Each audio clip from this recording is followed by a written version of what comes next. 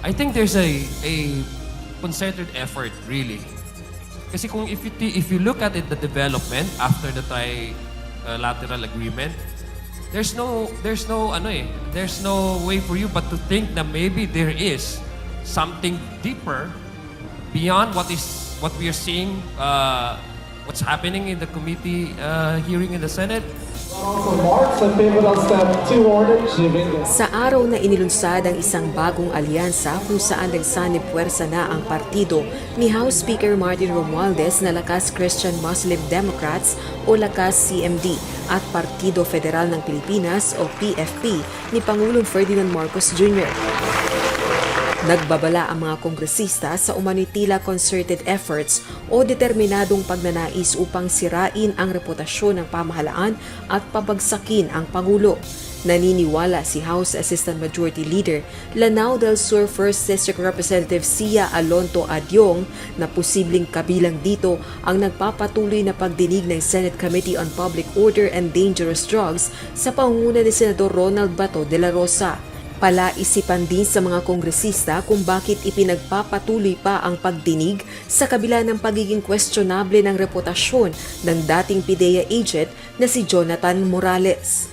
Isa si Morales sa mga resource person sa pagdinig na nagdadawit kay Pangulong Ferdinand Marcos Jr. at iba pang personalidad sa paggamit umano ng iligal na droga. We saw that for the past two hearings that they've had, I really don't understand why are they spending so much time, effort, money, and resources sa mga bagay-bagay na wala namang katotohanan. In fact, yung credibility ng witness is questionable. Pati yung PIDEA sinabi na walang katotohanan din yung binabanggit ni Morales. I think meron pang mas malalim na dahilan kung bakit ginagawa ito. Pero isa lang nakikita kong rason. They're hungry for power. That's why they're doing this. Bunsod nito, nagbabala ang mga kongresista sa publiko na maging mapagbantay. Kasunod na rin ito ng mga ipinahayag ni dating Senador Antonio Trillanes IV na may mga bagong hakbang umano para pabagsakin si PBBM. Napansin din ng mga kongresista na sunod-sunod umano ang mga aksyon upang magdulot ng pagdududa sa mamamayan laban sa kasalukuyang administrasyon. We laughed it off when Senator Trillanes said it, but in the past 24 hours, put them all together, mukhang may recipe for disaster.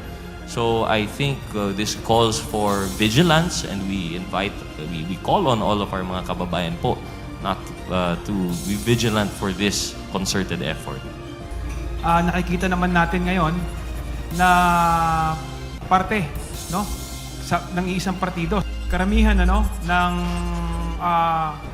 bumabanat sa ating presidente ngayon is kakampi ng dating administrasyon.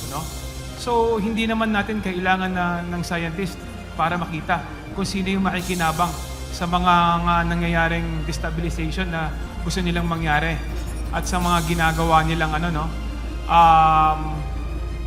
pagpapahiya, paninira sa ating administrasyon.